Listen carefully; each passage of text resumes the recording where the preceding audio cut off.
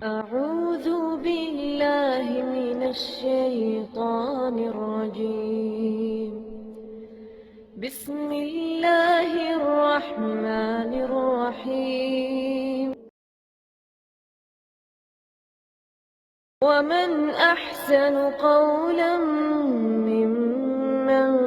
دعا إلى الله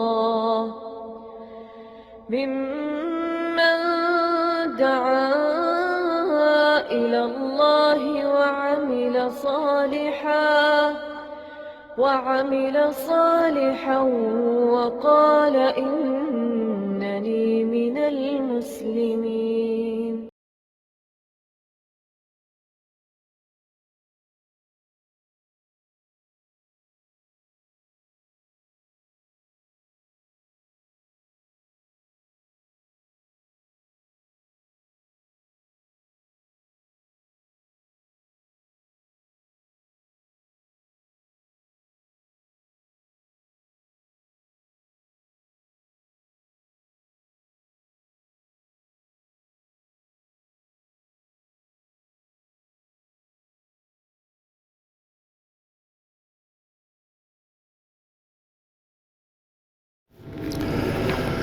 إن الحمد لله نحمده ونستعينه ونستغفره ونعوذ بالله من شرور أنفسنا ومن سيئات أعمالنا. من يهده الله فلا مضل له ومن يضلل فلا هادي له. وأشهد أن لا إله إلا الله وحده لا شريك له وأشهد أن محمدا عبده ورسوله. أما بعد فإن خير الحديث كتاب الله وخير الهدي هدي محمد صلى الله عليه وسلم وشر الأمور محدثاتها وكل محدثة بدعة وكل بدعة ضلالة وكل ضلالة في النار. رب اشرح لي صدري ويسر لي أمري واحلل عقدة من لساني يفقه قولي. رب أعوذ بك من همزات الشياطين وأعوذ بك رب أن يحضرون. بسم الله الرحمن الرحيم. عن أبي سعيد الخدري رضي الله تعالى عنه قال رسول الله صلى الله عليه وسلم: إذا صلى أحدكم إلى شيء يستره من الناس فأراد أحد أن يجتاز بين يديه فليدفعه فإن أبى فليقاتله فإنما هو شيطان. گزشتہ درس میں نماز سے متعلقہ مسائل میں سے مکروہات، وہ چیزیں جن کا یا وہ کام جن کا نماز کے دوران کرنا مکروہ ہے، منع ہے، جن سے نماز تو ہو جائے گی لیکن مکروہ، نماز کے دوران ایک مکروہ ناپسندیدہ فعل آپ کرتے ہیں تو ظاہر اس کے نتیجہ میں ثواب کم ہو جائے گا. ان میں سے پہلی بات تھی اپنی کوکھوں پر ہاتھ رکھ کے نماز پڑھنا، جو کہ متکبرانہ اور یہودیانہ انداز ہے. دوسرا تھا بلا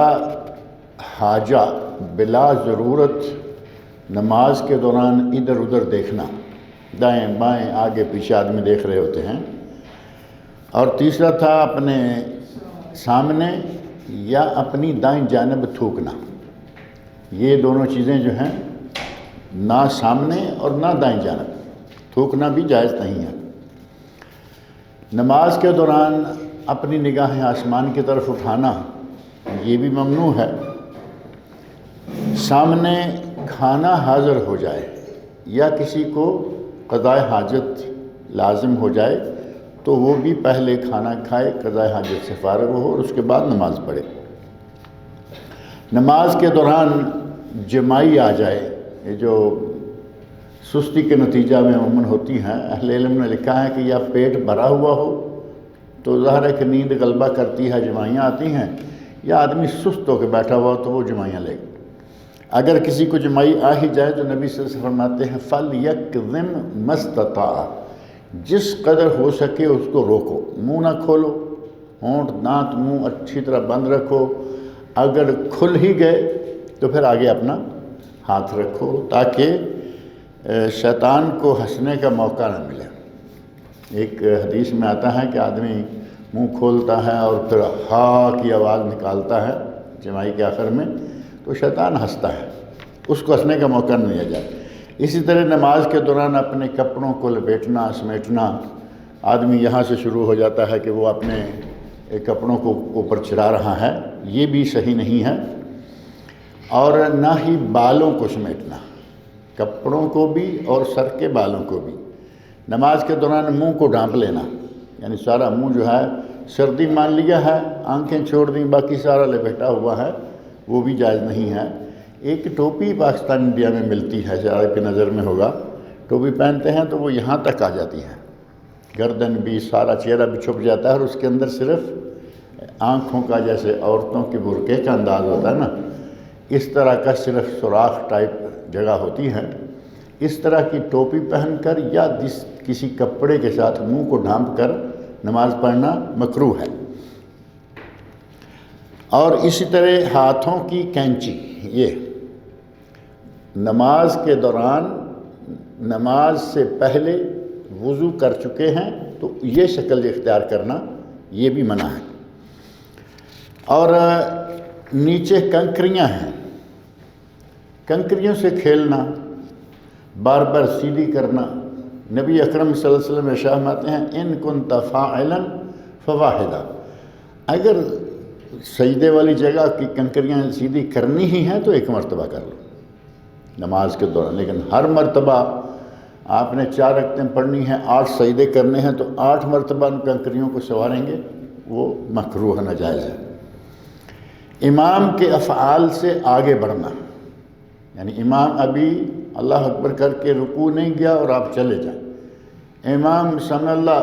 منہ سے سمع اللہ نکالا اور یہ کھڑا ہے اور امام ابھی اٹھا بھی نہیں۔ اسی طرح سجدہ میں اور رکوع میں امام سے آگے جانا سخت منع ہے۔ نبی اکرم صلی اللہ علیہ وسلم نے تو یہاں تک فرمایا ان یجعل اللہ رأسہ رأس حمار او لا یخشی احدکم،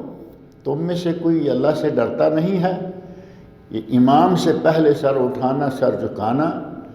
کہیں ایسا نہ ہو کہ اس گناہ کے نتیجہ میں اللہ تمہارے سر کو گدھے کا سر، یعنی تمہاری شکل کو، بلکہ دوسری روایت میں ہے او یجعل اللہ صورتہ صورت حمار، کہیں اللہ تمہاری شکل گدھے کی شکل نہ بنا دے، اتنا سختی کے ساتھ منع ہے۔ اسی طرح سجدے کے لیے کوہنیوں تک اپنی کلائیوں کو زمین پر بچھا لینا، سجدہ کرے تو اس طرح اپنی کوہنیوں تک بچھا لے، یہ بھی ناجائز ہے۔ بلکہ پچھلے درس میں میں نے کچھ تفسیر ذکر کی تھی کہ نبی صلی اللہ علیہ وسلم نے کوے سے اور مرغے سے اور لومڑی سے، یہ جو ادھر ادھر جھانکنا ہے، جلدی جلدی سجدے کرنا، کوا مرغا، اپنی مسجد کے اندر خاص جگہ بنا لینا، اونٹ کی نشانی، اور اسی طرح جو بیٹھنا ہے اپنے سرین پر بیٹھ کے گھٹنے کھڑے کر لیے، بندر کی بیٹھک ہے، ان طریقوں سے، اور خاص طور پر یہ طریقہ جو ہے اسے کتے کے ساتھ تشبیہ دی۔ جن کاموں کو نبی صلی اللہ علیہ وسلم جانور کے ساتھ تشبیہ دے رہے ہیں وہ صحیح کیسے ہو سکتا ہے؟ یعنی وہ جانوروں کے کام ہیں، نمازی ان کاموں سے بچے۔ اور ایسی کوئی بھی چیز نمازی کے سامنے یا نمازی کے جسم پر کپڑے کی شکل میں نہ ہو جس سے نمازی کا دل یا دھیان غافل ہو جائے، بٹ جائے۔ نبی صلی اللہ علیہ وسلم کو ایک چادر دی گئی، آپ نے وہ چادر لی اوپر، اور چادر ظاہر ہے کہ یہ نظر آ رہی ہے نماز پڑھتے ہوئے، یہ جگہ سے نظر آتی ہے، سجدہ جانے پر، رکوع جانے پر کافی چادر نظر آتی ہے۔ تو آپ نے فرمایا کہ یہ چادر لے جاؤ، جس نے مجھے ہدیہ کی ہے اسے کہو کہ مجھے اپنی سادہ چادر بھیج دے، اس نے تو مجھے نماز میں غافل کر دیا ہے، یعنی میرا دھیان بار بار اس چادر کی طرف جاتا رہا۔ تو اس طرح کے امور جو ہیں ان کا، اور ایک کیا سمال شمہ، ایک خاص کپڑا لپیٹنے کی شکل ہے کہ آدمی کپڑا لیتا ہے، اشتمال السمہ، پورا کپڑا لیا اپنے چاروں طرف لپیٹ لیا، ہاتھ بھی اس کے اندر ہے، اس طرح کپڑے کو لپیٹ کر نماز پڑھنا وہ بھی صحیح نہیں ہے، کیونکہ ہاتھ نکال نہیں سکتا، نہ رفع دین کر سکتا ہے صحیح، تو یہ انداز جو ہے اس کو بھی منع کیا گیا۔ اور آخری ایک انداز ہے سر پہ کپڑا رکھا اور چھوڑ دیا، وہ گھٹنوں تک جائے، وہ پاؤں تک جائے، اس کو دائیں بائیں باندھا نہیں۔ چادر جو اوپر والی ہے، نیچے والی تو ظاہر ہے کہ باندھی ہوئی ہے، اوپر والی چادر کو اس طرح کھول کے چھوڑ دینا، اس کو بھی منع کرا دیا گیا۔ اور گزشتہ درس میں آدھا درس تقریباً اس بات پر تھا کہ نماز میں کچھ ایسے امور ہیں جو جائز ہیں، مباح ہیں، وہ کیے جا سکتے ہیں، لیکن ہمارے یہاں لوگوں نے بعض مسائل کو نماز کے لیے، بعض کو حج کے اندر، بعض کو اعتکاف میں، آپ کو یاد ہوگا کہ میں نے کئی ایک مثالیں ذکر کی کہ یوں لگتا ہے کہ ہمارے مولوی حضرات نے کچھ مسائل ایسے بنا دیے کہ آدمی حج پہ گیا ہوا ایسے ہوتا ہے کہ جیسے یہ ہوا بال گر گیا دم، نہاؤ نہیں، یہ نہیں کرو وہ نہیں کرو، حالانکہ نہانا جائز ہے۔ سوتے میں بال سرانے پہ لگ گیا تو آپ کا اس میں کیا قصور ہے؟ اس پہ دم، اس پہ دم، اس طرح کی چیزیں جو ہیں یہ سختی ہے جو اسلام میں نہیں ہے۔ الدین یسر، نبی صلی اللہ علیہ وسلم کا ارشاد ہے کہ دین آسان ہے۔ اور اللہ رب العزت نے قرآن کریم میں سورہ حج میں فرمایا وَمَا جَعَلْنَا عَلَيْكُمْ فِي الدِّينِ مِنْ حَرَجٍ وَمَا جَعَلَ عَلَيْكُمْ فِي الدِّينِ مِنْ حَرَجٍ، اللہ نے دین میں تمہارے لیے کوئی حرج اور تنگی نہیں بنائی، دین آسان ہے، آسانی کے ساتھ اس پہ عمل کیا جا سکتا ہے۔ لہذا وہ ایک مثال میں نے دی تھی ٹوپی والی کہ سر سے ٹوپی گر جائے تو ٹوپی اٹھا کے اپنے سر پہ نہیں رکھتے جی، وہ پھر وہ ہاتھ لگانا اٹھانا۔ نبی صلی اللہ علیہ وسلم نے اپنی نواسی امامہ بنت زینب رضی اللہ عنہ بچی کو اٹھا کے نماز پڑھ لی، سجدہ جاتے ساتھ بٹھا دیتے، اٹھتے پھر دوبارہ اٹھا کے لے لیتے۔ نبی صلی اللہ علیہ وسلم نے بچی سمیت نماز پڑھ لی۔ قیامت تک اس حدیث کی روح سے عورتیں بچوں سمیت نمازیں پڑھتی آ رہی ہیں، پہلے بھی اور پڑھتی رہیں گی۔ ہماری ٹوپی گر جائے تو ہم اٹھ جاتے ہیں، جنہیں ٹوپی نہیں اٹھا سکتے۔ تو یہ تشدد ہے، نماز کے دوران بچے کو اٹھا لینا، نماز کے دوران اپنی ٹوپی گر جائے اٹھا کے سر پہ رکھ لینا، یہ مباح ہے، جائز ہے۔ دوسرا یہ تھا کہ نماز کے دوران سانپ یا بچھو نظر آ جائے، اس کو مارنا جائز ہے، اس کو مار دیں نماز بھی نہیں ٹوٹے گی۔ آپ نے بچھو ہے، آپ کے پاؤں میں جوتا ہے مثلا، اب یہ مسئلہ الگ سے ہے کہ ہمارے یہاں جوتا پہن کے نماز پڑھنے کا کوئی تصور ہی نہیں رہا۔ آدمی نے جوتا پہنا ہوا ہے، نماز پڑھ رہا ہے، بچھو آیا پاؤں ماریں گے مر جائے گا، بات ختم۔ سانپ ہے، اس کے سر پہ اگر آپ مار دیتے ہیں مر جائے گا، اور اگر نہیں تو آپ اس کو کسی بھی ساتھ پڑی چیز سے لے کے مار سکتے ہیں نماز کے دوران، نماز نہیں ٹوٹے گی۔ ہاں سانپ ادھر نکلا اور آپ اس کے پیچھے بھاگ کے جائیں گے، مار کے آئیں گے،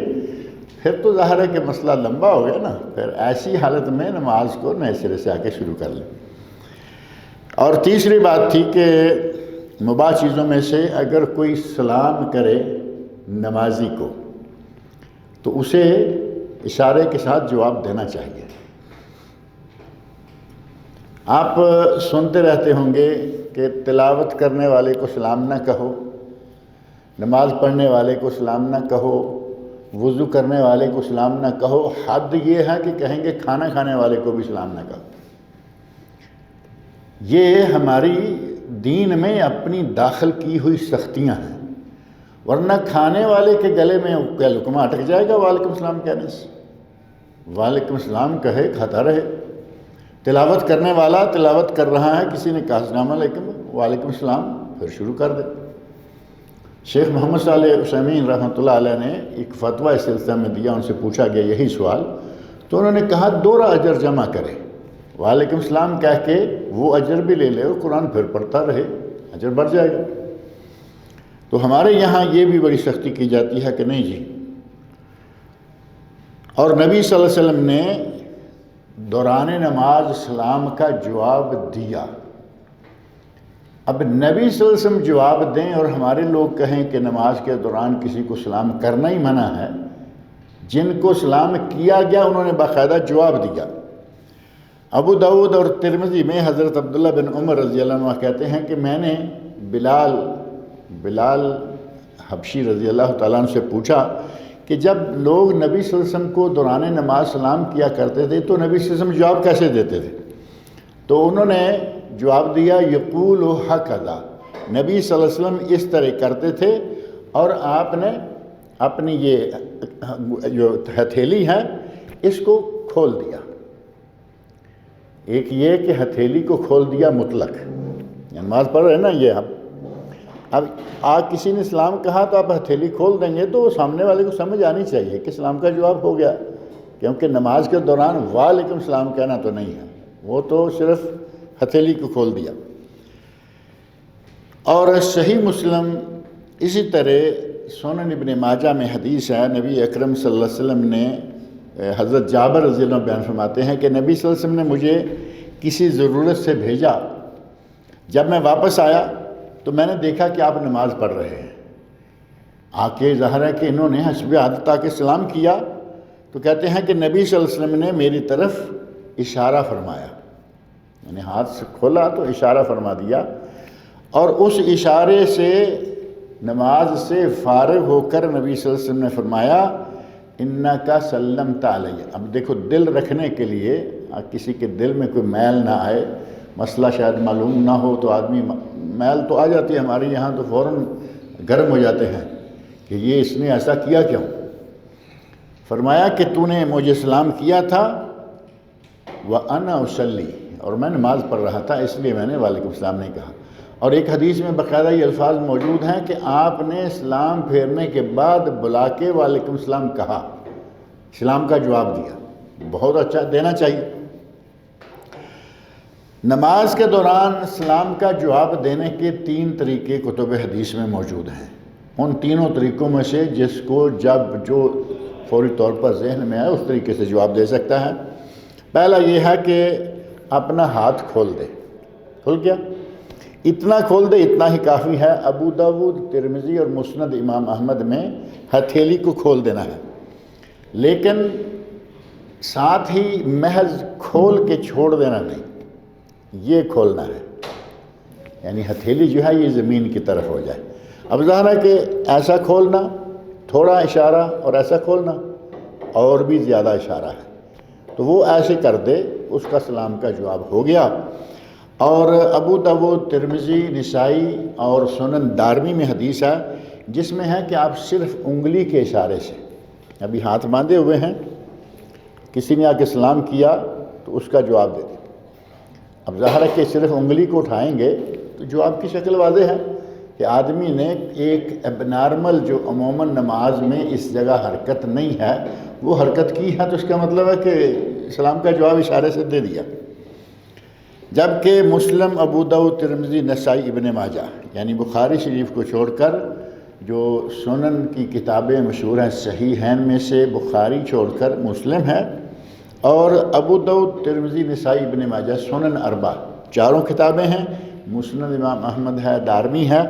ان سب میں نبی صلی اللہ علیہ وسلم کی طرف سے نماز کا جواب دینے کے لیے جو سر کا اشارہ ہے اس کا ذکر آیا کہ آپ نے اپنے سر کو ہلا کے اشارہ دیا۔ اب سر کو ہلا کے اشارہ دینا کوئی ایسا تو نہیں ہے نا، میرا خیال یہ ہوگا تو اس کا مطلب ہوگا کہ ہمیں تمہارا سلام نہیں چاہیے، یہ تو الٹا ہو جائے گا نا اشارہ۔ اور ایک اشارہ ہمارے بعض کمیونٹیز میں مشہور ہے، وہ تھوڑا سا ایسے کر دیتے ہیں، یہ بھی اشارہ وہ نہیں ہے، وہ یس کے لیے ہے۔ ہاں ایک اشارہ ہے کہ آدمی نماز پڑھ رہا ہے، دوسرے نے آ کے سلام کیا تو آدمی تھوڑا سا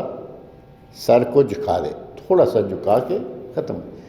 یہ اشارہ جو ہے اب دیکھیں مسلم، ابو داؤد، ترمذی، نسائی، ابن ماجہ، مسند امام احمد اور سنن دارمی صحیح سند سے یہ حدیث موجود، کبھی اشارہ کر لے، کبھی پورا ہاتھ کھول کے کر لے، کبھی صرف انگلی سے اٹھا کے اشارہ کر لے، لیکن سلام کا جواب دینا چاہیے۔ جو ہمارے ہاں وہ سختی کر دی ہے نا کہ نماز پڑھتے کو سلام نہ کرو، تلاوت کرتے کو سلام نہ کرو، کھانا کھاتے کو سلام نہ کرو، وضو کرتے کو سلام نہ کرو، یہ زیادتی ہے۔ نماز کے دوران رونا آ جائے، ہمیں تو کہاں آئے گا، لیکن کچھ لوگ ہیں نماز میں روتے ہیں، دل نرم ہیں، اللہ سے وہ بڑا ڈرتے ہیں، نماز پڑھتے ہیں روتے ہیں، تلاوت کرتے ہیں روتے ہیں۔ آپ نے ریڈیو سے، ٹیلی ویژن سے تلاوتیں سنی ہوں گی، اور کچھ آج کل یوٹیوب پر اسپیشل تلاوتیں ہیں جن کو تلاوہ خاشعہ اور تلاوہ مؤثرہ، ان لفظوں سے اگر آپ تلاش کریں گے آپ کو مل جائیں گی۔ قاری تلاوت کر رہا ہے، رو رہا ہے، تلاوت بھی کر رہا ہے، رو بھی رہا ہے، پھر رونے کے دوران ظاہر ہے کہ تلاوت مسلسل نہیں رہتی، رک جاتا ہے، لیکن پھر تلاوت شروع کر دیتا ہے۔ اللہ رب العزت نے جن کو عربی کی سمجھ دی ہے، پہلی بات جو عرب ہیں، وہ آدمی کہے نا کہ ہر عربی قرآن کو جانتا ہے، ایسی بھی نہیں ہے۔ قرآن اللہ رب العزت کا کلام ہے، وہ جسے آتا ہے اسے ہی آتا ہے۔ صحابہ کرام سے بعض لفظوں کا معنی معلوم نہیں ہے، پوچھنا پڑا کہ یہ اس کا معنی کیا ہے۔ تو جسے قرآن کا معنی آتا ہے، وہ عربی ہو، غیر عربی ہو، پاکستانی، انڈین، بنگالی، فلپینی، امریکی، کوئی بھی ہو، اگر معنی آتا ہے جب وہ تلاوت کرے گا تو اسے یقیناً دل پر اثر ہوگا کہ میں کیا پڑھ رہا ہوں، میرا رب کیا کہہ رہا ہے۔ اب نماز کے دوران تلاوت شروع کی، رونا شروع کر دی، اور آپ حرمین کے آئمہ کو دیکھتے ہوں گے کہ وہ کئی دفعہ دوران تلاوت رونا شروع ہو جاتے ہیں۔ نبی صلی اللہ علیہ وسلم کا دوران تلاوت یا نماز کے دوران سجدے میں رونا ثابت ہے۔ لہٰذا اگر کوئی رونے لگتا ہے یا جو آواز آتی ہے، آدمی پوری طرح وہ زور سے تو روتا نہیں نا، صرف اس کے رونے یا کراہنے کی آواز آ رہی ہے، تو اس سے نماز نہیں ٹوٹے گی، وہ جائز ہے نماز کے دوران، کیونکہ ایک حدیث میں آتا ہے رأیت رسول اللہ صلی اللہ علیہ وسلم یصلی وفی صدرہ عزیز کا عزیز المرجل، میں نے دیکھا کہ نبی صلی اللہ علیہ وسلم نماز، صحابی بیان کرتے ہیں عبداللہ بن شخیر رضی اللہ تعالی عنہ، وہ کہتے ہیں کہ میں نے دیکھا نبی صلی اللہ علیہ وسلم نماز پڑھ رہے ہیں اور آپ کے سینے سے ایسی آواز آ رہی ہے جیسے ہنڈیا کے ابلنے کی آواز ہوتی ہے۔ ہانڈی ابلتی ہے تو آواز ہوتی ہے نا اس کی، ایک مسلسل آواز۔ آدمی جب رو رہا ہو اور وہ آواز بھی نہیں نکالنا چاہتا، یعنی چیخ چپکار نہیں ہے،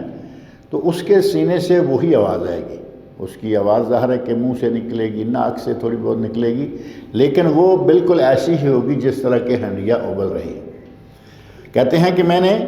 آپ کو اس طرح دیکھا کہ آپ کے سینے میں گویا کہ جوش اور ابال آ رہا ہے ہنڈیا کی طرح، اور ساتھ ہی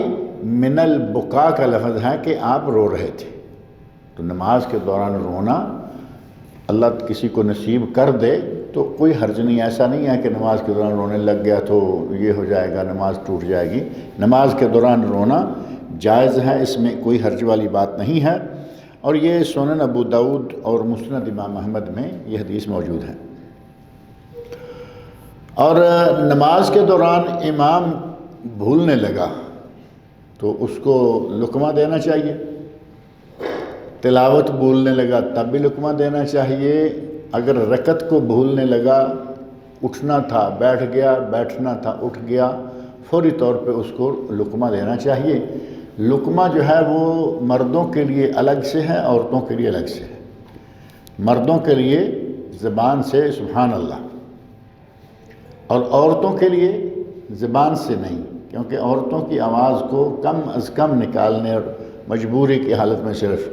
عورتوں کے لیے ہے کہ عورت جو ہے وہ اپنا یہ دائیں ہاتھ کی ہتھیلی بائیں ہاتھ کی پشت پر مارے، اس سے جو آواز پیدا ہوگی نا یہ صرف وہ نکال سکتی ہے، یہ آپس میں نہیں مارنا، کیونکہ یہ آپس میں ماریں گے تو وہ تالیاں بجا جاتی ہیں کھیل تماشے والوں کے، یہ وہ ہو جائے گی۔ اس کی بجائے ایک عمل ہے، اس کو آپ نے آواز پیدا کرنی ہے تاکہ امام کو پتہ چلے کہ کوئی گڑبڑ ہوئی۔ اب عورتوں میں سے اگر کوئی پڑھی لکھی ہے اور قرآن کریم کی تلاوت کے دوران امام بھول رہا ہے، وہ آواز دے گی، قاری صاحب رکیں گے، سوچیں گے کچھ ہوا ہے، یا رکوع سجدہ کے دوران رکعت کم یا زیادہ کے حوالے سے اس کو اٹھنا بیٹھنا پڑتا ہے تو اس وقت بھی ہوگا۔ عون المعبود شرح ابو داود، چونکہ یہ حدیث ابو داود میں ہے، ابو داود کی شرح عون المعبود میں علامہ شمس الحق کاظم آبادی رحمۃ اللہ علیہ ہیں، بڑے مشہور عالم ہیں ہندوستان کے، انہوں نے اس کی کافی تفصیل جو ہے وہ حافظ ابن حجر اسقلانی رحمۃ اللہ علیہ اور امام نووی رحمۃ اللہ علیہ ان سے کافی تفصیل نقل کی ہے۔ کہتے ہیں کہ نبی صلی اللہ علیہ وسلم نے لقمہ کے لیے فرمایا التسبیح للرجال والتصفیق للنساء۔ تسبیح تو معروف ہے نا، سبحان اللہ۔ مرد غلطی کرتے امام کو دیکھے تو سبحان اللہ کہیں، یعنی اٹھنے میں بیٹھنے میں رکعت کم زیادہ کرنے میں غلطی کرے سبحان اللہ کہہ کے روکے، اور عورت اس طرح دیکھے تو وہ تصفیق یعنی دائیں ہاتھ کو بائیں ہاتھ کی پشت پر اس طرح تھوڑی سی آواز نکالے۔ اور صحیح مسلم کی ایک روایت میں ہے کہ یہ کام نماز کے دوران، یعنی نماز کے دوران امام سے کچھ بھول ہونے لگے تو یہ کرنا ہے۔ اور ہمارے یہاں بعض لوگ اس پہ بڑا غصہ کرتے ہیں کہ ہمیں لقمہ کیوں دیا گیا، ابھی تم غلط جا رہے ہو تو تمہیں لقمہ بھی کوئی نہ دے۔ قرآن کی آیت رکے ہوئے ہیں، آگے نہیں چل رہے، لقمہ دینا پیچھے والے نے تو لقمہ دیا۔ مجھے ذاتی طور پر ایک تجربہ ایسا ہوا کہ ایک جگہ میں نے نماز پڑھی، امام کسی جگہ تھوڑا سا رکا تو پیچھے جس کو وہ صورت معلوم تھی، آیت معلوم تھی، اس نے آیت پڑھ دی تو سلام پھیرنے کے بعد امام صاحب ناراض ہوتے نظر آئے کہ کیوں کیا، مجھے چھوڑا ہوتا میں پھر سے وہ، یعنی ہوتا ہے کہ کچھ دیر چھوڑو پھر پیچھے پلٹیں گے پھر آئیں گے، ہو جاتا ہے، لقمہ دے دیا تو کیا ہے، اللہ کے نبی مانگ رہے ہیں لقمہ۔ آگے حدیث آ رہی ہے کہ اللہ کے نبی کہتے ہیں فَحَلَّا أَذْكَرْتَنِيهَا،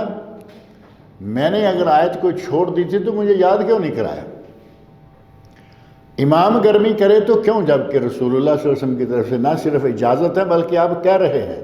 کہ مجھے بتایا ہوتا۔ وہ حدیث بھی یہاں موجود ہے، ابھی آ جاتی ہے۔ نمازی کے آگے سے آدمی گزرنے لگے تو نبی صلی اللہ علیہ وسلم فرمایا اس کو روکو، اشارے سے روکو۔ آپ نماز پڑھ رہے ہیں، کوئی آنا چاہ رہا ہے، تھوڑا اشارہ ہاتھ سے دے دو، رک جائے اچھا ہے۔ اگر وہ آپ کے اشارے کے باوجود نہیں رک رہا تو پھر اب ہاتھ کو ذرا تھوڑا اچھا کر کے اس کو لگاؤ، ظاہر ہے کہ سینہ اس کا آ رہا ہے سامنے آپ کے، اس کے سینے پہ ہاتھ لگاؤ۔ اگر پھر بھی نہیں رکتا تو نبی صلی اللہ علیہ وسلم فرمایا فَلْيُقَاتِلْ ہو، اس کے ساتھ لڑائی کرو، قتال کرو۔ اور ساتھ ہی فرما دیا فَإِنَّمَا هُوَ شیطان، یہ آدمی شیطان ہے۔ اس کو سمجھ بھی آ رہی ہے کہ وہ نماز پڑھ رہا ہے، آگے سے نکلنے سے روک رہا ہے، پھر بھی آ رہا ہے، فرمایا پھر قتال یا لڑائی کیا ہوگی، پہلے تو آرام سے روکا ہے، پھر ذرا ٹھوک کے روکو، اس کے سینے پہ تھوڑی اچھی دباؤ والی چوٹ لگاؤ، اور فرمایا کہ یہ انسان نہیں، یہ شیطان ہے، یا دوسرے لفظوں میں اس کو شیطان بہکا رہا ہے، اس کو تم پیچھے دفع کرو۔ نماز کے دوران امام کو لقمہ دینا، پہلے یہ بات جو میں نے ذکر کی ہے نا کہ اگر کوئی نماز میں کمی بیشی ہونے لگتی ہے تو سبحان اللہ اور عورت کا ہاتھ مارنا، اور خاص لقمہ دینے کے بارے میں حدیث موجود ہیں۔ سنن ابو داود میں حسن درجے کی حدیث ہے، حضرت مسور بن یزید مالکی رضی اللہ عنہ کہتے ہیں کہ نبی صلی اللہ علیہ وسلم نے ایک بار نماز پڑھائی تو ایک آیت چھوڑ گئے، نماز کے دوران ایک آیت جو ہے وہ چھوٹ گئی۔ اس کا مطلب یہ ہوا کہ بھول نبی صلی اللہ علیہ وسلم سے بھی ہو جاتی تھی، تلاوت ہو رہی ہے، سنن ابو داؤد کی حدیث ہے، حسن درجہ کی قابل قبول حدیث، کہ آپ نے تلاوت کی، تلاوت کے دوران ایک آیت چھوڑ کر اگلی آیت پڑھ کے آپ نکل گئے، اور جب نماز سے فارغ ہوئے تو نبی صلی اللہ علیہ وسلم کو وہ صحابی کہتے ہیں اللہ کے رسول آیت تو اس طرح ہے، یعنی آیت کے بعد جو آیت ہے وہ اس طرح ہے، آپ نے آیت کے بعد اس آیت کو چھوڑا اور آگے والی آیت پڑھی، تو نبی صلی اللہ علیہ وسلم نے ارشاد فرمایا حَلَّا أَذْكَرْتَنِيهَا، تم نے مجھے اس وقت یاد کیوں نہیں کرایا، یعنی نماز کے دوران ہی جب دیکھا تھا کہ میں آیت چھوڑ کے اگلی پڑھ رہا ہوں، فوراً وہ آیت پڑھتے، میں وہ آیت پڑھتا، کام مکمل ہو جاتا۔ اور سنن ابو داؤد میں ہی ایک صحیح سند سے ثابت حدیث ہے، حضرت عبداللہ بن عمر رضی اللہ عنہ کہتے ہیں کہ ایک بار نبی صلی اللہ علیہ وسلم نے نماز پڑھائی، آپ نے قرات فرمائی تو آپ کو کچھ مغالطہ ہو گیا۔ مغالطہ کیا ہے؟ آیت جو ہے وہ برابر نہیں چل رہی، آیت رک رہی ہے، تھوڑی کمی بیشی ہو رہی ہے۔ سلام پھیری تو حضرت ابی رضی اللہ عنہ وہ دیکھا کہ جماعت میں موجود ہیں، اور ابی بن کعب رضی اللہ تعالی عنہ یہ وہ عظیم القدر اور خوش نصیب صحابی ہیں جن کے بارے میں اللہ رب العزت نے فرمایا تھا کہ اے میرے نبی تم ابی بن کعب کے سامنے سورۃ البینہ پڑھو۔ اتنا اچھے قاری تھے قرآن کریم کے۔ اور حضرت عمر فاروق نے جو تراویح پڑھانے کے لیے 2 امام مقرر کیے تھے مدینہ میں، ان میں سے ایک یہ ابی بن کعب تھے اور دوسرے تمیم الداری۔ یہ 2 امام مقرر کیے تراویح کے، اور ان دونوں کو 11 رکعتیں پڑھنے کا حکم دیا۔ موطا امام مالک میں صحیح حدیث موجود ہے۔ تو حضرت ابی بن کعب رضی اللہ عنہ کو نبی صلی اللہ علیہ وسلم نے دیکھا تو جو مغالطہ ہو رہا تھا، ظاہر ہے کہ نماز میں سمجھ آ گئی کہ مجھے کچھ غلطی لگ رہی ہے، لیکن جتنا بھی آپ نے تلاوت کرنا تھی تلاوت کی، اسلام پھیرا، دیکھا کہ ابی رضی اللہ عنہ موجود ہیں، تو حضرت ابی رضی اللہ عنہ سے مخاطب ہو کر نبی صلی اللہ علیہ وسلم فرماتے ہیں اصلیت معنا، تم نے ہمارے ساتھ بھی نماز پڑھی ہے؟ تو ظاہر ہے کہ وہ کیا کریں گے کہ ہاں نعم، ہاں اللہ کے رسول آپ کے ساتھ پڑھی۔ تو نبی صلی اللہ علیہ وسلم فرمایا فما منعک، تمہیں پھر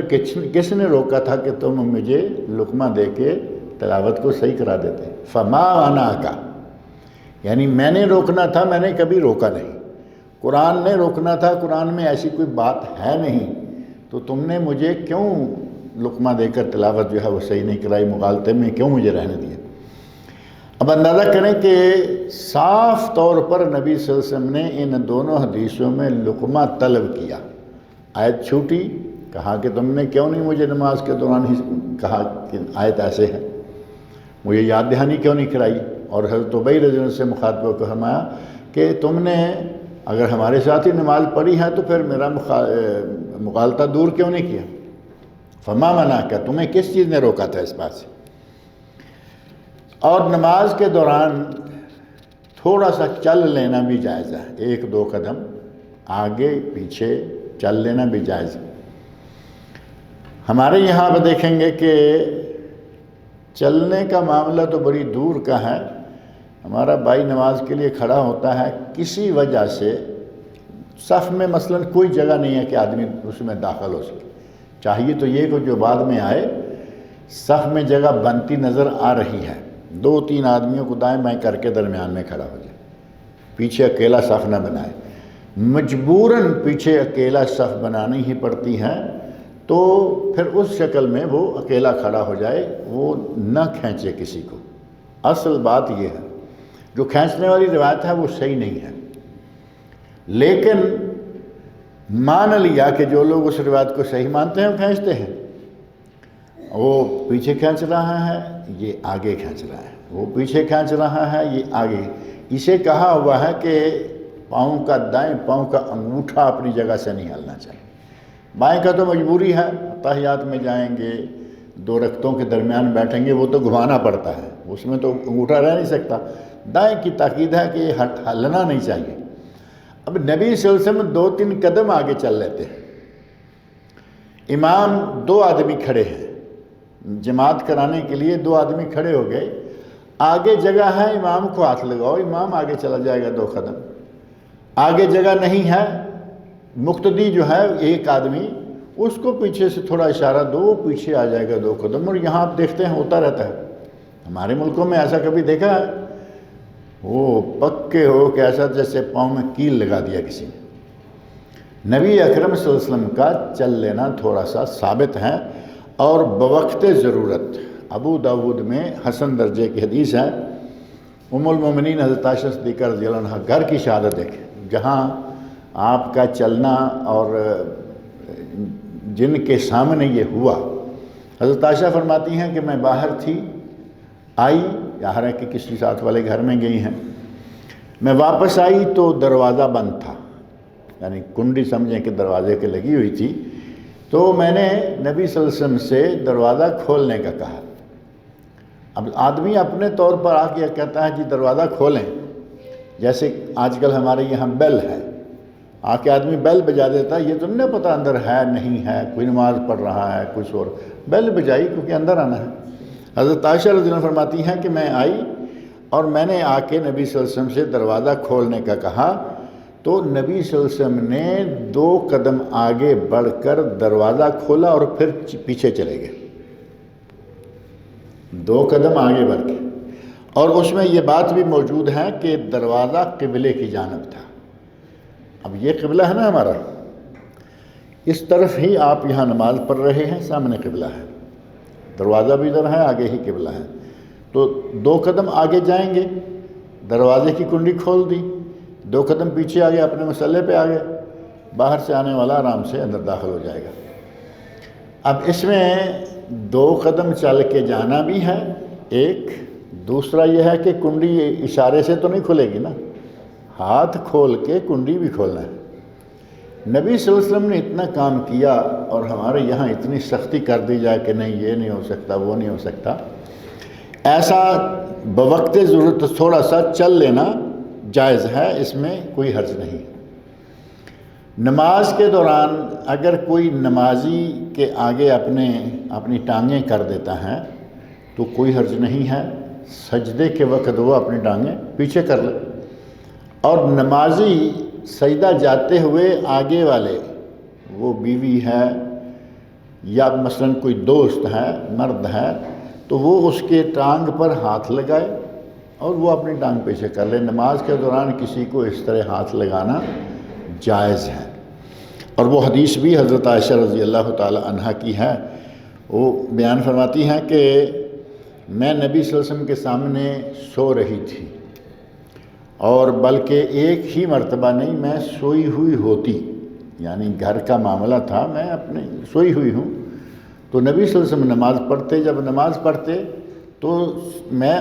آپ کے چونکہ آگے سوئی ہوئی ہوں، اور ایک روایت میں ہے باقاعدہ کہ اس طرح میں آگے سوئی ہوتی تھی جیسے جنازہ پڑا ہوتا ہے۔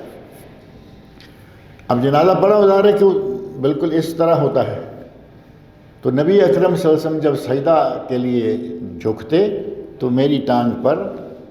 چوکا لگاتے، تھوڑا سا، یہ بھی تو نہیں آپ کتنے دبا کے چوکا پہ لگائیں گے سامنے والے کو تکلیف ہو، اشارہ دینا ہے کہ میں آپ سجدہ کروں گا، نیچے آتے ہوئے ہاتھ پہ چوکا لگاتے، میں اپنی ٹانگیں سمیٹ لیتی، آپ سجدوں سے فارغ ہوتے میں اپنی ٹانگیں پسار لیتی، کھول لیتی، اتنا سا کام نماز کے دوران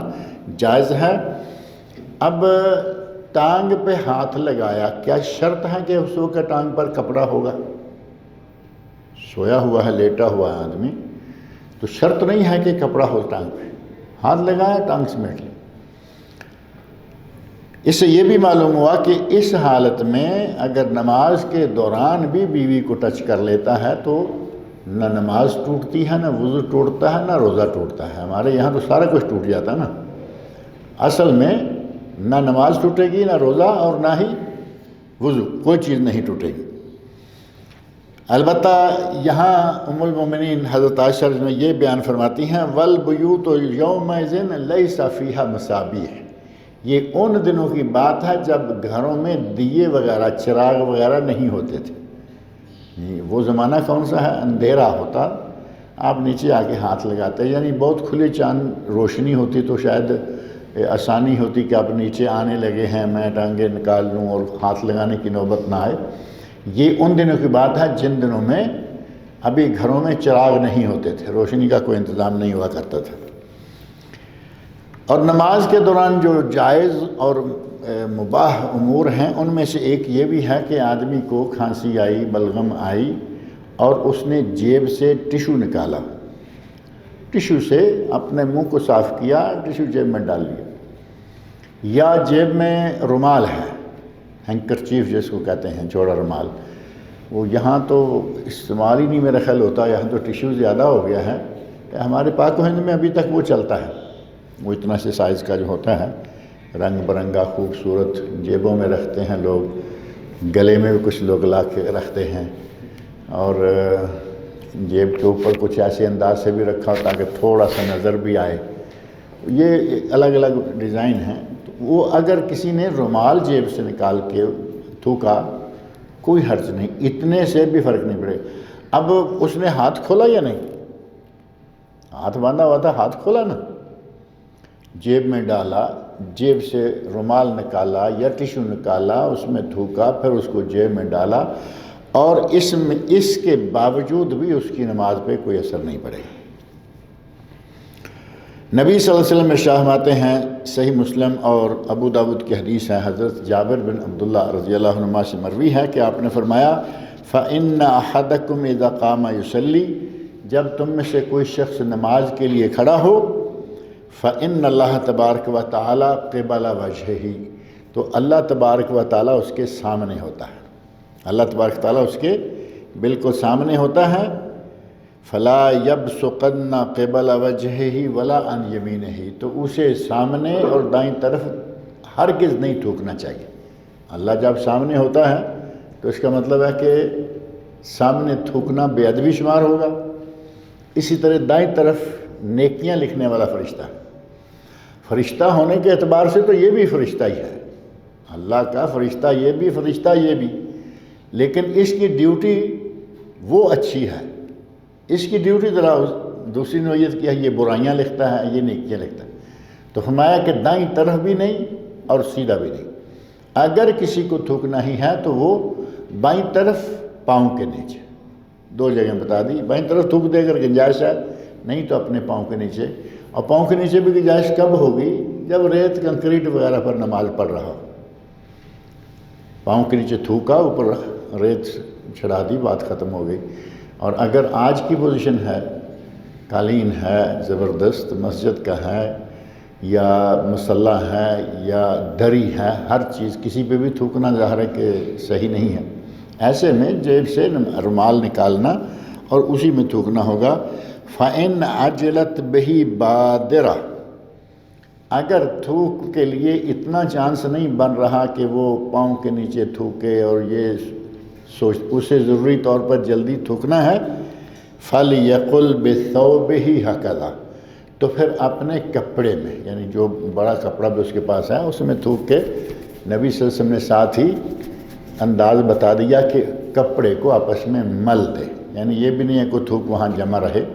کپڑے میں رگڑ کے اس کی جو اصل شکل ہے وہ ختم کر دے. تو گویا کہ جیب سے رومال نکالنا، اس سے اپنا تھوک وغیرہ صاف کرنا،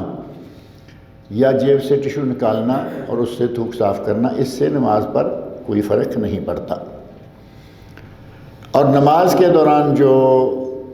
جائز امور ہیں ان میں سے ایک ہے کہ اگر کسی خاص ضرورت کے تحت آدمی کو تھوڑا دائیں بائیں جھانکنا پڑے. ایک تو پہلے لومڑی والی عادت میں نے ذکر کی نا، کہ وہ نماز پڑھ رہا ہے، سامنے بھی دیکھ رہا ہے، ادھر بھی دیکھ رہا ہے، ادھر بھی دیکھ رہا ہے، یہ کون جا رہا ہے، یہ کون آ رہا ہے. اور ہمارے بھائی تو لگے تو سامنے جو وال کلاک ہوتا ہے مسجد کے سامنے لگا ہوتا ہے، وہ تو وہ ٹائم بھی دیکھ لیتے ہیں نا کہ کتنا عرصہ ہو گیا، مولوی صاحب جان ہی نہیں چھوڑ رہے. تو اس طرح دیکھنا منع ہے. لیکن اگر کسی ضرورت کے تحت تھوڑا سا دائیں بائیں جھانکنا پڑ جائے، اس وقت یا کوئی چھوٹا موٹا اشارہ کرنا پڑ جائے، تو اس سے بھی نماز پر کوئی فرق نہیں پڑے گا. اس سلسلہ میں حضرت جابر بن عبداللہ رضی اللہ عنہما کی ہی حدیث ہے، صحیح مسلم میں اور ابو داود میں بیان کرتے ہیں کہ نبی صلی اللہ علیہ وسلم بیمار ہو گئے. نبی صلی اللہ علیہ وسلم بھی بیمار ہوتے تھے، آپ کو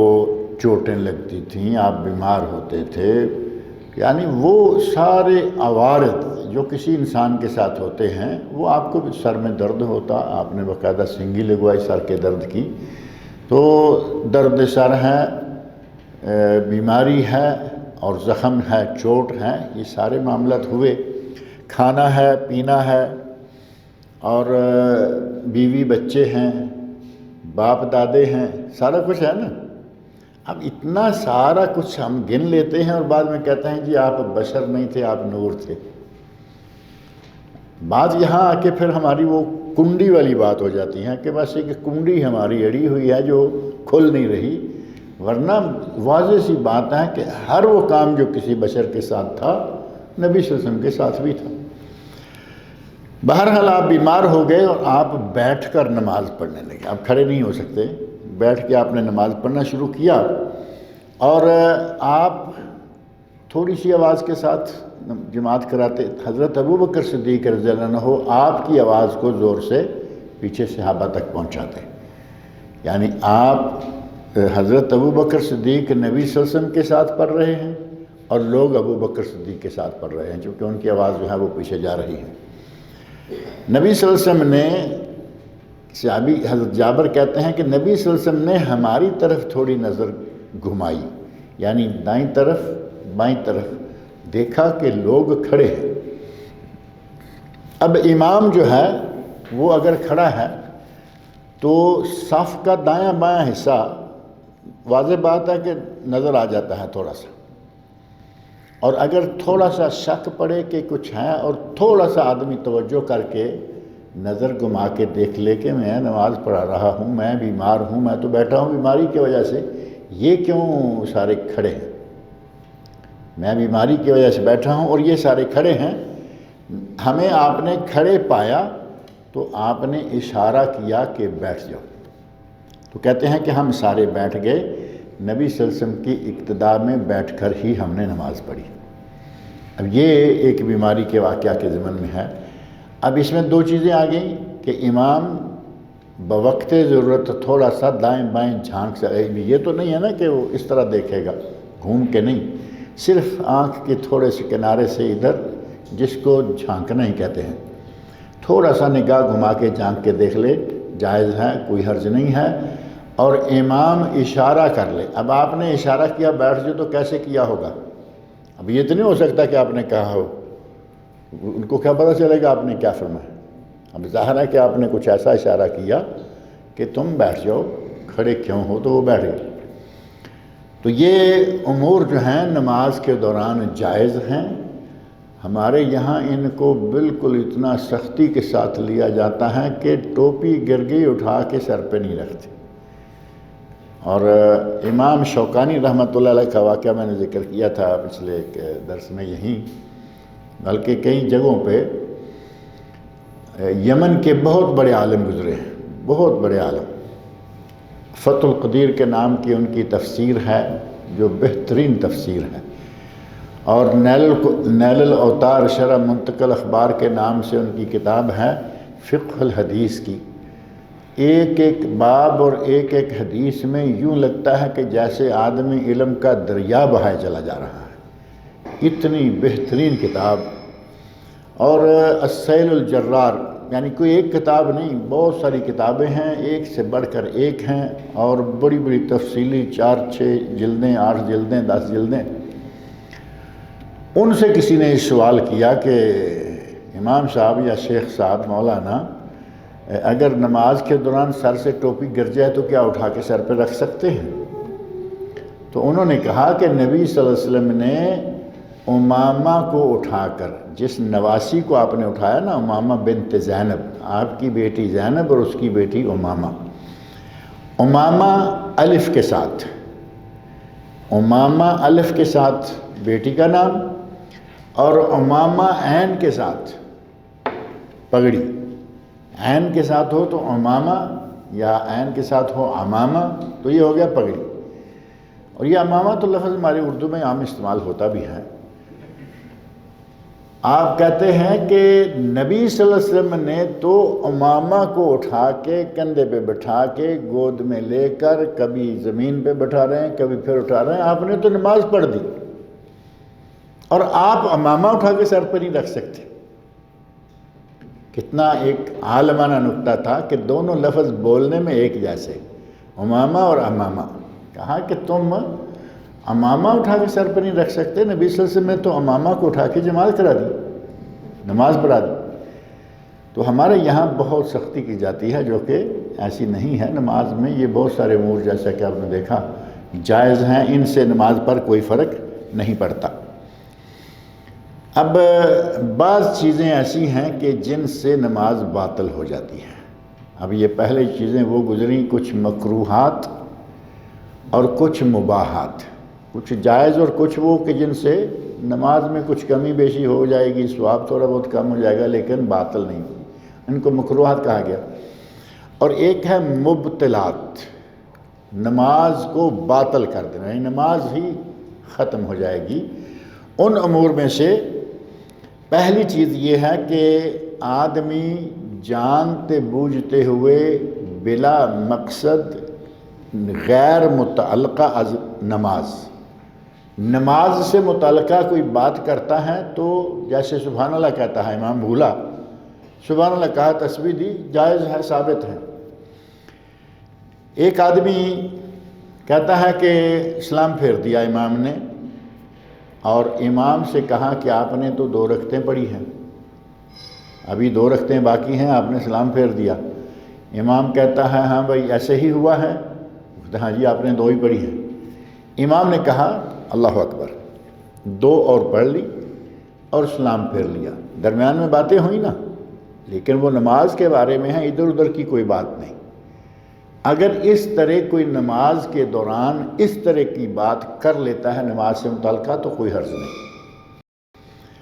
لقمہ دے لیتا ہے کوئی حرج نہیں، لیکن نہ وہ کیفیت ہے نہ لقمے کی حالت ہے، ایسے ہی کوئی اپنے ساتھ والے سے بات کر لیتا ہے چھوٹی موٹی تو نماز باطل ہو جائے گی، کیونکہ نماز میں باتیں کرنا جائز نہیں ہے۔ نبی صلی اللہ علیہ وسلم ارشاد فرماتے ہیں کہ جو طواف ہے، طواف بھی نماز ہے، طواف بھی نماز ہے، لیکن طواف کے دوران اللہ تعالیٰ نے بات کرنا جائز قرار دیا ہے۔ نماز میں تو بات نہیں کر سکتے نا، طواف میں بات کر سکتے ہیں، کوئی ضروری بات ہے ساتھ والے سے کر لیں، کسی کا کندھا ننگا ہے ڈانپنا ہے، طواف کے دوران تو عموماً لوگوں نے کھلا ہی چھوڑا ہوا ہوتا ہے، لیکن اگر نماز پڑھنے کے طواف کے دوران کسی بھی موقع پہ تھوڑی سی بات آپ کرنا پڑتی ہے، آپ طواف کر رہے ہیں، جائز، کوئی منع نہیں، لیکن نماز کے دوران ایسا نہیں ہے۔ اس سلسلہ میں صحیح مسلم میں ایک حدیث ہے، حضرت معاویہ بن حکم رضی اللہ تعالی عنہ، یہ ظاہر ہے کہ حضرت امیر معاویہ جو معروف صحابی ہیں، جن کے بارے میں شیعہ بڑی بد زبانیاں کر رہے ہیں، اور شیعہ کیا کئی لوگ اپنے آپ کو سنی کہلوا رہے ہیں، اور وہ بھی بد زبانی پہ آج کل اترے ہوئے ہیں۔ پتہ نہیں کیا ان لوگوں نے نکالنا کیا ہے، صحابہ کے خلاف بد زبانی کر کے ان کو ملتا کیا ہے؟ صحابہ کو گالیاں دے کے، نبی کی بیویوں کو گالیاں دے کے ان کو ملتا کیا ہے؟ سوائے وہ جو پیسے دیتے ہیں اس کے علاوہ کیا ملتا ہے؟ اپنی زبانیں گندی کرتے ہیں، اپنے اعمال گندے کرتے ہیں، اعمال نامے گندے کرتے ہیں، اور دنیا میں بھی رسوائی اور تکلیف، اور انشاءاللہ آخرت میں اس سے زیادہ رسوائی اور تکلیف ہوگی۔ حضرت معاویہ بن حکم رضی اللہ عنہ سے روایت ہے کہ نبی صلی اللہ علیہ وسلم فرمایا ان هذه الصلاة لا يصلح فيها شيء من کلام الناس، یہ نماز جو ہے اس میں لوگوں کا باتیں کرنا صحیح نہیں ہے۔ لا يصلح فيها من کلام الناس انما هو التسبیح والتکبیر وقراءۃ القرآن، نماز میں تسبیح، تکبیر اور قراءۃ القرآن، یعنی نماز کے اپنے جو اذکار ہیں صرف وہ ہوں گے، اس کے علاوہ باہر کی کوئی بات نہیں ہوگی، اور اگر باہر کی بات کرتا ہے اس کی کوئی ضرورت نہیں، جیسے کہ ضرورت پڑ گئی، صحابہ نے نبی صلی اللہ علیہ وسلم میں بات کی کہ 2 رکعتیں ہوئی ہیں، اسی طرح کوئی اور ایمرجنسی ایسی ہو جاتی ہے، پیچھے والے اس کو صحیح کرنے کے لیے کوئی کلمہ کہتے ہیں۔ مثال کے طور پر امام نے نماز عید پڑھانا شروع کیا اور تکبیر کہی، پہلے تو لوگوں نے ہاتھ باندھے اور امام نے تلاوت شروع کر دی، حالانکہ پہلے اس کو 7 تکبیریں کہنا ہے نا، امام نے تلاوت شروع کر دی، پیچھے والا سبحان اللہ کہنا نہیں سمجھ رہا تو اس نے یہ لفظ کہہ دیا تکبیر، مولانا آواز سے کہہ دیا تکبیر، تو امام سمجھ گیا کہ میں تکبیر چھوڑ کے تلاوت میں آ گیا ہوں، اس نے تکبیریں کہیں اور تلاوت شروع کر دی۔ اگر اس طرح کی بوقت ضرورت کوئی بات کرتا ہے، اب صرف تکبیر کہہ کے چھوڑنے کی بجائے روا روی میں اس نے کہا کہ تکبیر پڑھو، اردو ہو گیا، صرف تکبیر رہتا تو وہ تو عربی تھا،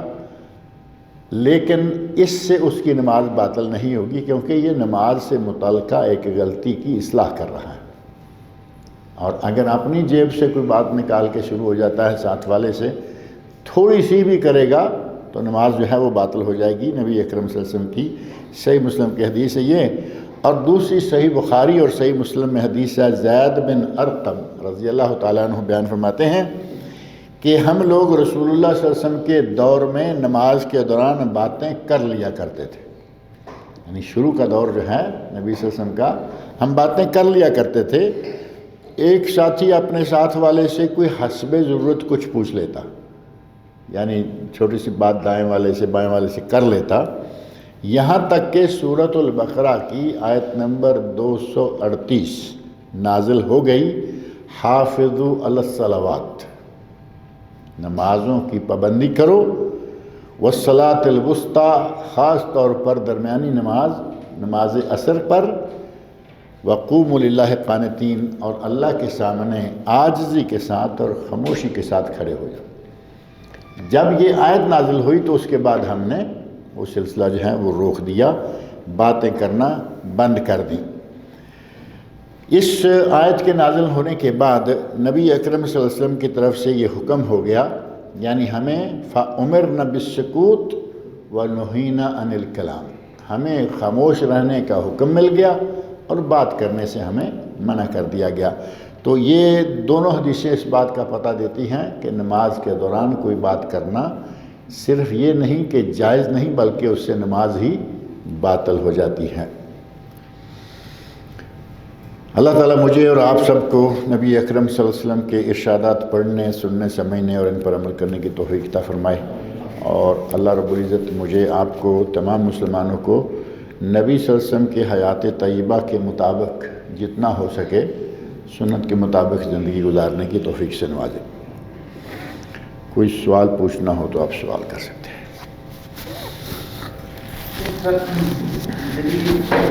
نماز پڑھتے رہتے کوئی داخل ہوتا ہے مسجد میں تو سلام کہتے جبھی کیا کرنا ہے؟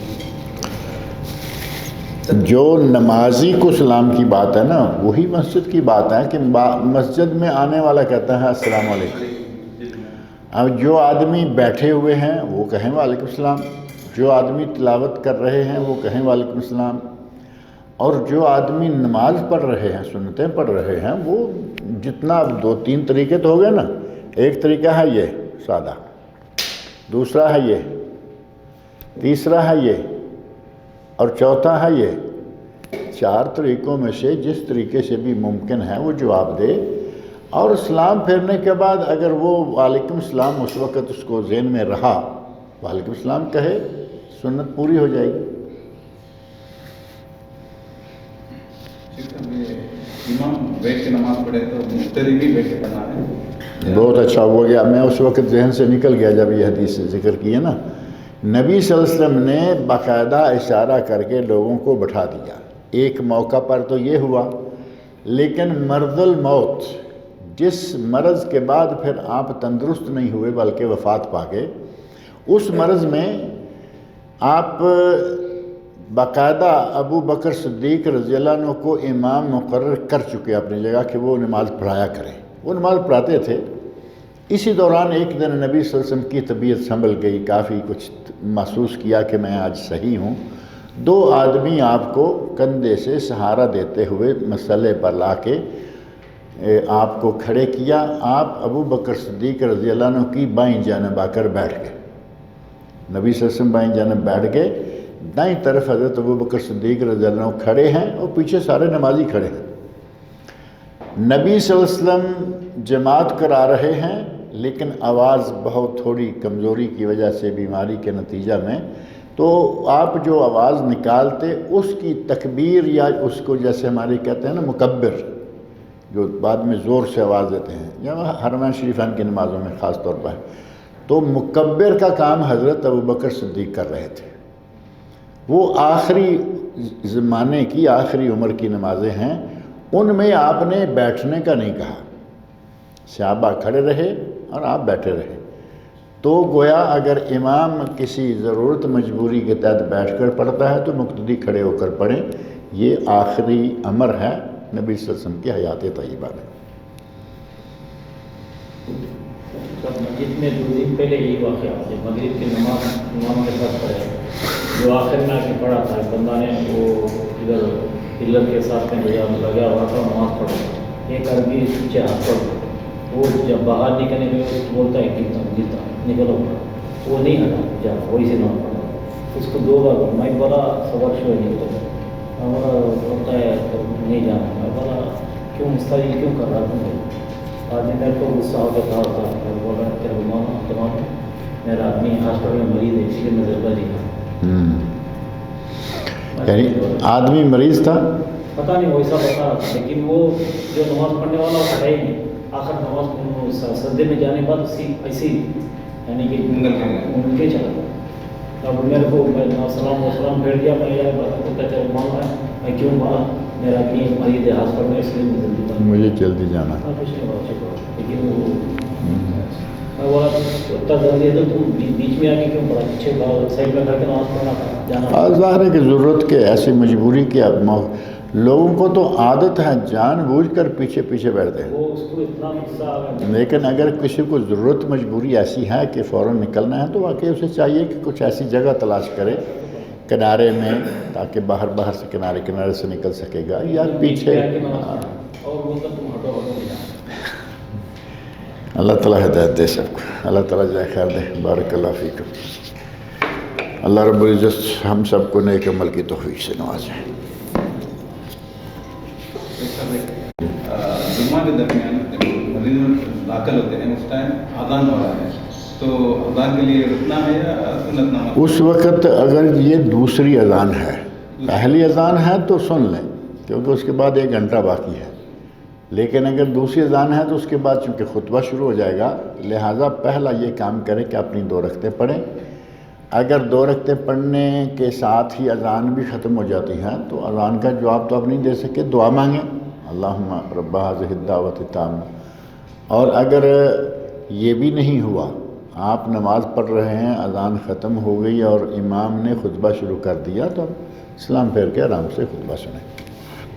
ہمارے نہیں کرنا، نماز ختم نہیں کرنا، چھوٹا سورہ پڑھنا، مختصر نماز پڑھنی ہے، لیکن یہ کہ آپ کھڑے رہیں، اذان ختم ہوگی پھر سنتے، اس وقت امام خطبہ دے دے گا۔ اذان کا جواب دینا سنت ہے اور اس خطبے کا سننا واجب ہے، ہم ایک سنت کے لیے واجب کو چھوڑ دیتے ہیں، یہ غلط ہو جاتا ہے۔